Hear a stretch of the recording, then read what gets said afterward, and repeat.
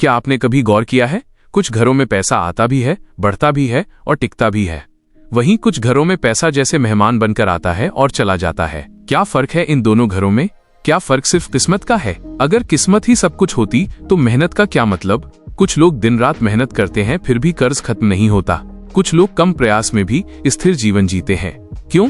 ज्योतिष शास्त्र कहता है धन केवल परिश्रम का परिणाम नहीं है, धन ऊर्जा है और ऊर्जा को बुलाने के भी नियम होते हैं। आपने देखा होगा कुछ लोग पैसे को मुंह से गाली देते हैं, कहते हैं पैसा गंदा है, कहते हैं पैसा हाथ की मैल है, लेकिन वही लोग पैसा न होने पर दुखी भी होते हैं। यह विरोधाभास ऊर्जा को भ्रमित करता है।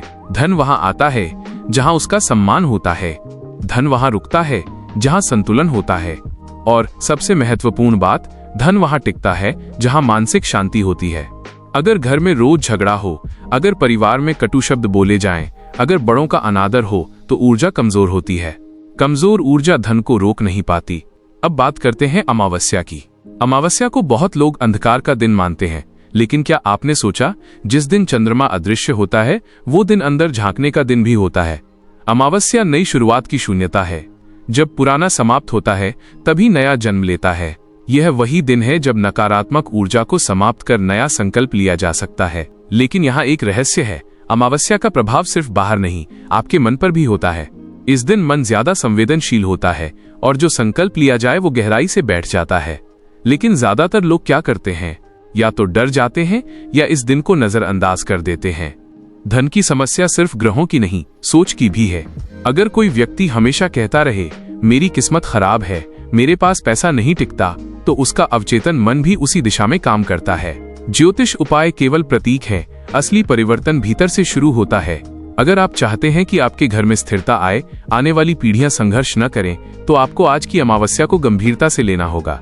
अगर अभी तक आपने वीडियो को लाइक नहीं किया है तो एक बार जरूर लाइक कर दीजिए और ऐसे ही गहरे और प्रभावशाली उपायों के लिए चैनल को सब्सक्राइब कर लीजिए, क्योंकि जो ज्ञान सही समय पर मिल जाए वो दिशा बदल देता है।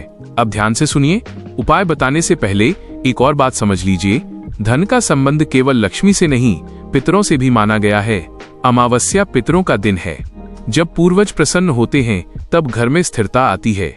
जब पूर्वजों का स्मरण नहीं होता तो ऊर्जा अधूरी रहती है। इसलिए जो उपाय मैं बताने जा रहा हूँ वह केवल धन आकर्षण का नहीं, धन स्थिरता का उपाय है। अमावस्या का विस्तृत और गहरा धन स्थिरता उपाय। चरण 1, ऊर्जा शुद्धि। अमावस्या की सुबह पूरा घर साफ करें, लेकिन सिर्फ सफाई नहीं, अव्यवस्था हटाएं। पुराने टूटे सामान, अनावश्यक वस्तुएं, बेकार कागज हटा दें।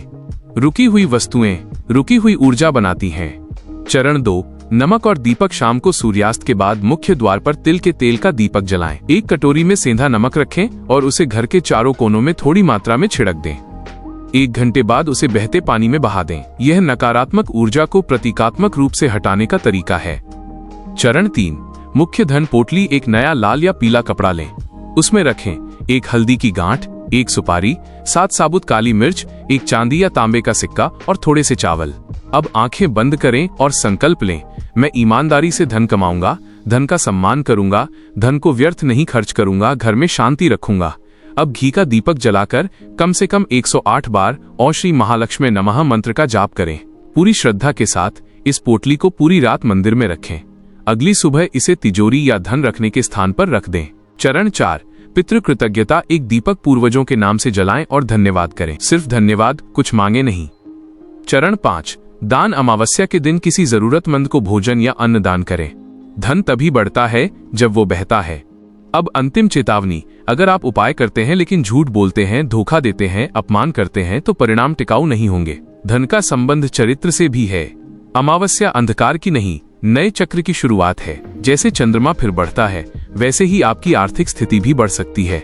अगर आपने ये उपाय श्रद्धा, अनुशासन और सही सोच के साथ किया तो ये केवल एक रात का काम नहीं रहेगा, ये आपके जीवन की दिशा बदलने की शुरुआत होगा। अगर आपको ये गहरी जानकारी उपयोगी लगी तो इसे अपने परिवार के साथ जरूर साझा करें और ऐसे ही गहरे, रहस्यमय और प्रभावशाली ज्ञान के लिए चैनल को सब्सक्राइब करना न भूलें, क्योंकि समृद्धि संयोग नहीं, सजगता और संतुलन का परिणाम है।